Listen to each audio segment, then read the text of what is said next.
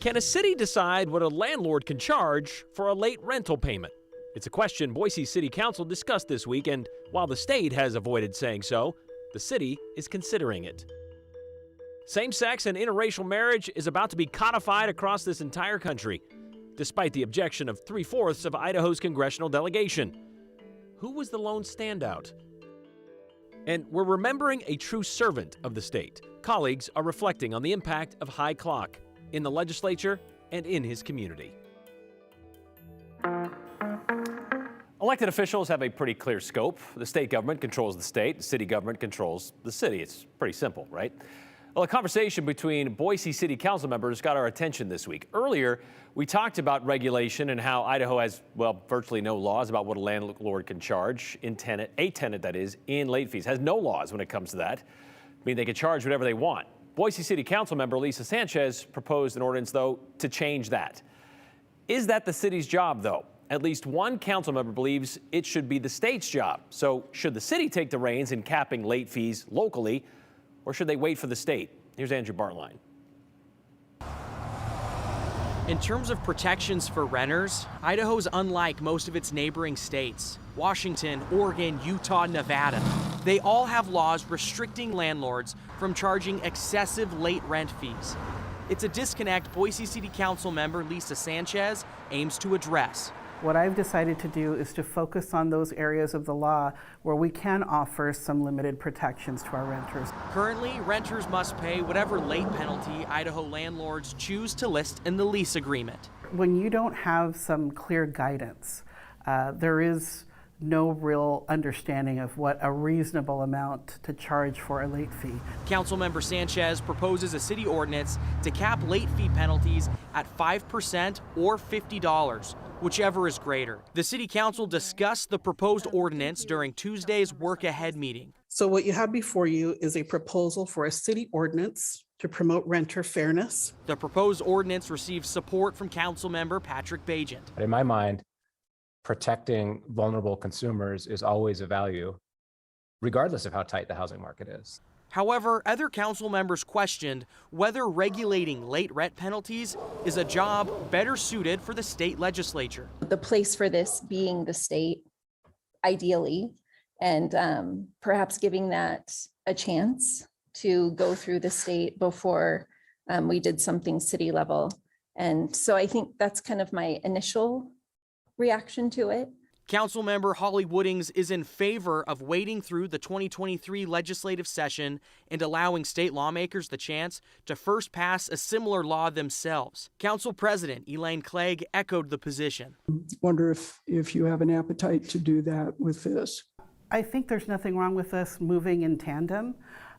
If the folks at the Idaho State Legislature pass something, wonderful. Hopefully it'll be something even better than what we're shooting for at the city. But if for some reason it's not successful, the people who live in Boise, Idaho will have that protection. And it's not to say the state legislature hasn't tried this before. They have.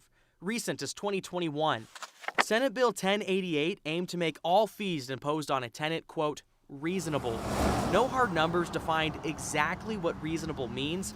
The bill passed the Senate but died in the House. It's my lived experience now. I know the urgency of having some guidelines in place, some protections in place for folks right now. Boise Democrat Allie Robbie tells the 208 she is working on draft legislation similar to the previously failed bill. But there's no guarantee the legislation will have success in the upcoming session. I'm going to continue moving forward, completely welcome the ideas and support of my colleagues on the Boise City Council. And Councilmember Sanchez isn't going to wait on the sidelines for someone else to get the job done. Ideally, I would love to see this legislation be put in place before the end of the year, and if not then, at some point in the coming year. We also got in touch with the Idaho Asset Building Network. They're looking to propose some state legislation, or draft legislation, I should say, to enhance renter protections as well. But they add they have nothing specific in their draft language that would regard late penalties specifically. And Councilmember Sanchez brings up a good idea when I asked her, where do you derive that this should be something regulated outside just our neighboring states? There is state law that regulates storage units. That late fee, if you're late to pay for your storage unit, 20%. For your mortgage, state law, 5%. True. So homeowners have a cap on what they can be penalized, but renters don't. So she says this would equal the playing field. And this question of whether the city or the state should do this thing, I think back to the hands-free or cell phone laws that kind of permeated, peppered throughout the state until the state did it and made it a statewide thing. It was in Meridian, then it was in Blaine County. So depending on where you were, there were different rules when it comes to that as well. So Yep. I can see that going forward as well. So whether or not the city should and wait for the state, I mean, that's kind of an argument that you can kind of go, well, it's been done before. So Guess we'll find out. guess we'll find out. All right, thanks, Andrew. You know, the Respect for Marriage Act passed the U.S. House today. 258 yes votes to 169 no votes. And all it needs now to become the law of the land is signature from President Joe Biden. The bipartisan Respect for Marriage Act chisels marriage equality into federal stone, giving protections to same-sex and interracial couples. Even though 3 of Idaho's 4 Capitol Hill contingents, well, the contingent didn't agree with it. Congressman Mike Simpson, the lone yes vote from Idaho, joining 38 other Republicans in doing so. We did reach out to Congressman Simpson today to see if he could explain his decision to go against the grain, against the rest of the Idaho delegation, and we haven't heard back. But he did say this in July when the original version passed the House. He said, "I voted to uphold Supreme Court precedent for American adults to marry without regard to gender, race, or ethnicity. Marriage in one state will continue to be recognized and legitimate in every other state." We also reached out to Representative Russ Fulcher, but per usual, our email went unanswered. His statement from the summer said the bill was only about fear-mongering after the Dobbs decision, saying, quote, "It unnecessarily inserts the heavy hand of the federal government where it is not needed, creating a scenario where Idaho may be forced to recognize an evolving definition of marriage according to other states," which is a similar response to what Senators Crapo and Risch said after their no votes on the Respect for Marriage Act last month. "I firmly support states' rights to determine the definition of marriage. Idaho has the constitutional right to define marriage as its voters and duly elected officials determine," said Senator Mike Crapo. Meanwhile, Senator Risch, regarding same-sex marriage, Idaho has a constitutional amendment on the books defining marriage as its voters determined, and that is the standard I support. They also both mentioned the religious freedoms that they were afraid were going to be lost by allowing same-sex and interracial couples to marry legally. Risch is right, though. 63% of Idaho voters did decide to define marriage and amend the Idaho Constitution back in 2006, back when, well, the first Cars movie came out. To say a marriage between a man and a woman is the only domestic legal union that should be valid or recognized in this state. However, 8 years later, that ban on same-sex marriage was blocked by a district court judge, saying it was unconstitutional and adding the unsubstantiated fears that could not prop up the anti-miscegenation laws and rigid gender roles of the past. That decision was backed up by a Ninth Circuit court 2 years later, and then a year after that, the U.S. Supreme Court, well, ruled in the Obergefell decision, where same-sex couples have a constitutional right to marry. And now they are one step away from having that right guaranteed by law, despite the opposition from 3/4 of Idaho's members of Congress. The state of Idaho is facing several lawsuits when it comes to its recent abortion laws. One of the more recent ones was filed by the Satanic Temple. However, that lawsuit may not be going much further than its filing. Idaho's Attorney General's office, who defends the state in such things, has asked a judge to dismiss the lawsuit because, well, the Satanic Temple doesn't have a pregnant woman to prove its point. In any lawsuit, there has to be a party that is or would be harmed by whatever they're suing against. Otherwise, it's just asking a judge to decide on a hypothetical situation. The AG's motion also said the court should decline to hear the case because Governor Brad Little and Attorney General Lawrence Wasden, well, they both have immunity. They are named as defendants, and the 11th Amendment to the U.S. Constitution forbids foreign countries or residents from other states from filing such lawsuits. Back in September, the Satanic Temple sued the governor and the Attorney General, alleging Idaho's abortion laws violated constitutional rights and the state's expression of Religious Freedom Act, meaning the laws shouldn't apply to the thousands of Idaho members of the Satanic Temple, or at least the pregnant ones. District Court granted an extension for the Satanic Temple's attorney to respond to the motion filed earlier this month.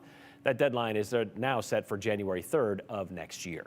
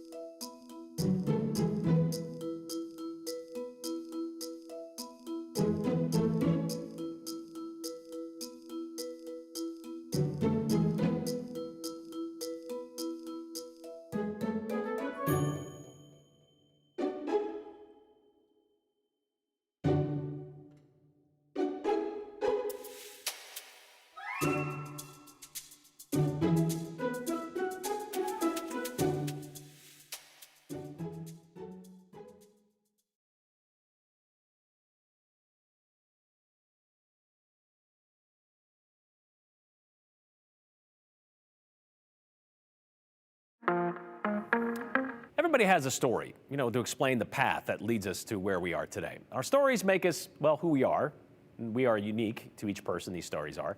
Retired and beloved Idaho lawmaker Hy Kloc passed away this last week at the age of 75.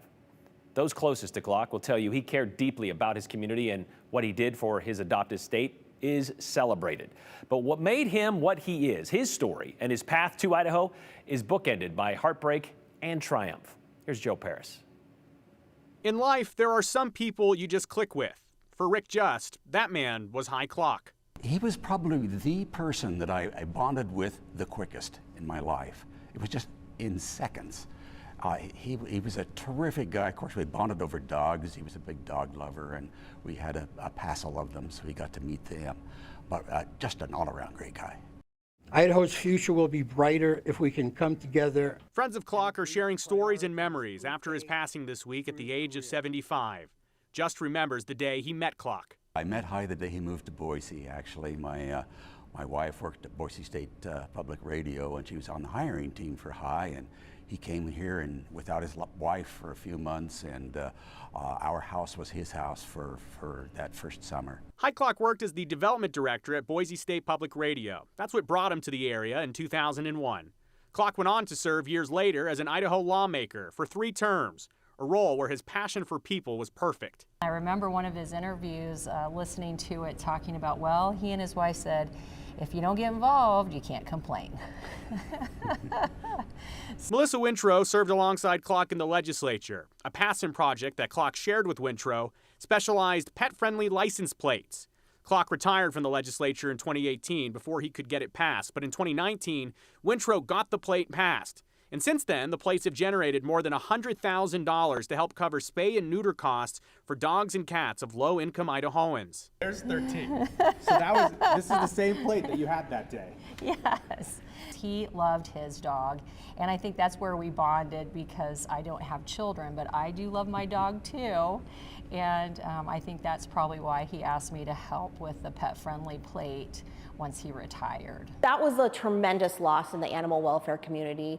Hy was an elected Idaho representative and did a lot to try to pave the way for animal welfare. And so one of those bills that he passed was the pet-friendly license plate. And it's kind of hard to imagine that people wouldn't want to see that plate, but there was a lot of opposition to the pet-friendly plate. People thought we had too many license plates, no one would support it. Come to find out, it was one of the, if not the best-selling license plate now in Idaho. Those funds actually go to fund spay-neuter programs all across the state. We're really seeing the benefits of Hy's work today through that legislation and the pet-friendly funding. Kloc was also passionate about education, Idaho children, and human rights. He worked to try and pass legislation like Add the Words. And that passion for human rights was rooted in his childhood. He was the son of Holocaust survivors. He was born in the refugee camp.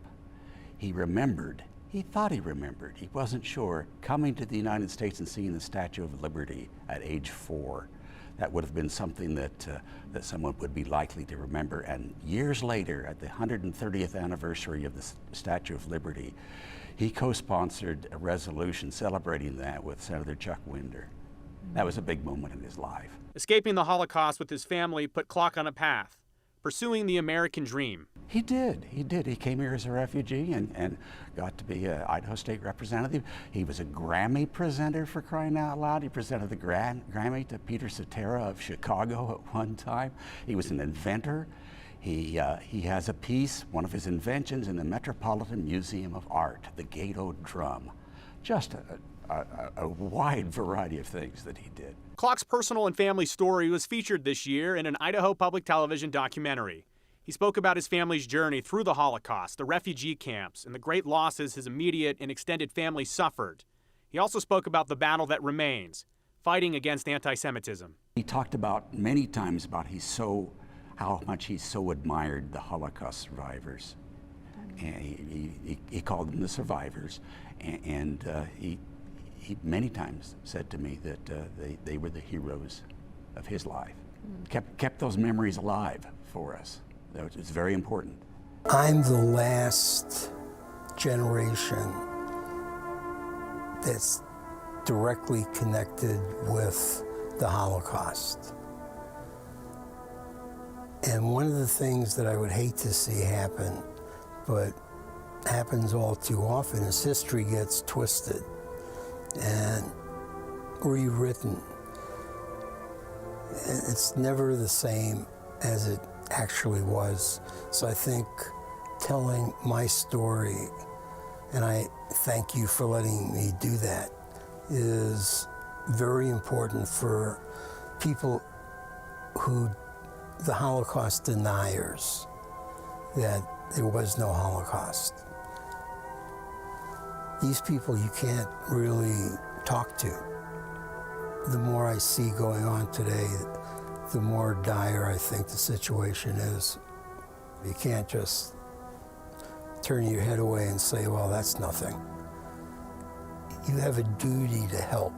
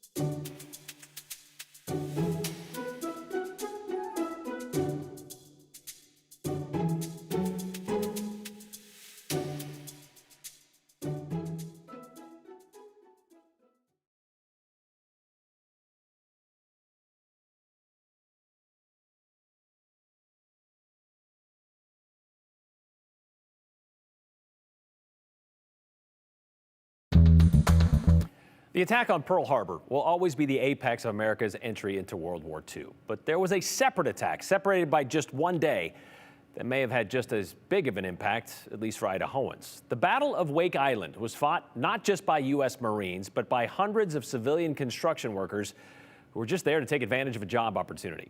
Many of them were captured by the Japanese and spent years in a POW camp. Several of them were from Idaho, and for years, those that survived, they stayed in close contact. Back in 2009, we were able to sit in on one of their get-togethers to hear the story of their survival. The story of survival of Joe Goikachea and Glenn Newell of Boise, of Ora Wildman and J.O. Young from Nampa.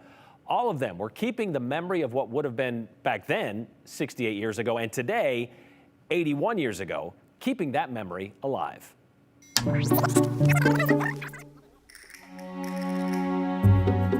We fought right up to the bitter end. You had to have the will to live or you were in trouble. Each man has his own story to tell. It's a story that began with this company, URS, formerly Morrison Knudsen, a Boise company known for tackling monumental projects few construction companies wanted. Wake Island was one of those. I went over as a laborer. Okay. At $120 a month. Then after I was there a while, They needed somebody that was short and squat. yeah. Pipe fitters, welders, construction workers. In all, a total of 1,100 civilians landed on Wake Island to build an air base to protect America's shores from a Far Eastern attack. But they started the project too late. One day after their attack on Pearl Harbor, the Japanese attacked Wake Island. Men threw down their pipe wrenches and ran for cover. I never did have a gun in my hand. I helped move the 3-inch, sandbag them, and they're very active. There were only 250 Marines on the island, and though heavily overmatched against a sea and air attack, the Marines, alongside the civilian workers, held off the Japanese attack for 15 days. Surrender did not come until December 23rd, 1941. They stripped us down naked except for my shoes and a short to see if we had any ammunition on it. And then they marched us back around and set us on a coral reef. The civilians and the Marines were forced into rows on the blown-out base where they remained for 3 days, without food or water and in the hot Pacific sun. Christmas Day, they separated the Marines and everybody from the civilians and lined machine guns up in front of us. And that's when we thought we had it right there. The Japanese commander made the order. 100 civilians would be picked to remain on the island to rebuild the base, which would now serve the Japanese military. Those men did finish the job and then were forced to dig their own graves before being brutally murdered. The rest of the men were to be shipped to prisoner of war camps in Japan, where the ones who survived would live for 4 years. We tried not to be pessimistic all the time, and it was hard to be optimistic. Did you ever think that you were going to make it back home? Well, I was sure I was. If you didn't think you were coming back, you were in trouble. There's some fellows that didn't think they'd make it back, and they just passed out by themselves. I have seen guys just give up and die. Fatigue and starvation were a part of every man's existence. I'm 6 foot tall and I went down to 91 pounds. And you had about that much room with your space to live for 4 years. A sense of humor kept me going in prison. It did? Yes, really did. 600 of the original 1,100 men came home in 1945, thin, tired, but with a check Harry Morrison had promised them when they left to start this job. Yeah, we got it right there, and I got mine right in San Francisco. You remember the funny thing. There's only a handful of them left, but the ones that can make it attend a monthly reunion at Sizzlers in Boise. Some of the widows who have since lost their husbands also make it to this event. Sometimes they talk about Wake, captivity, other times they just talk about the weather. But the bond remains strong, even 7 decades later. Ora Wildman passed away in 2013. Glenn Newell died in December of 2014. John O. J.O. Young passed away in 2016, and Joe Gogachea, he passed away in 2017. Even the Sizzler doesn't exist anymore. All of those men, though, lived into their 90s, and by sharing their story today, well, we hope their memories live a lot longer.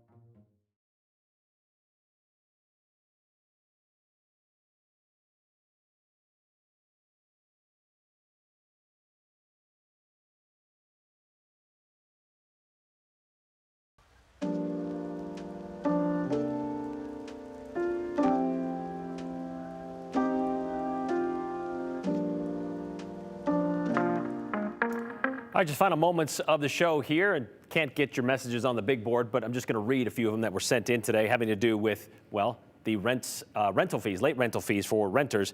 I don't see why the city council isn't making a cap on late fees for rentals instead of waiting for the legislature to do it. When they tried it last year and they didn't go anywhere, I wonder how many of these council people are landlords, asked Bob. And this one from Wendy, have you ever rented out a property? I believe you need to leave the late fees alone. If it doesn't sting, many rents wouldn't be collected, she says. We'll see you tomorrow.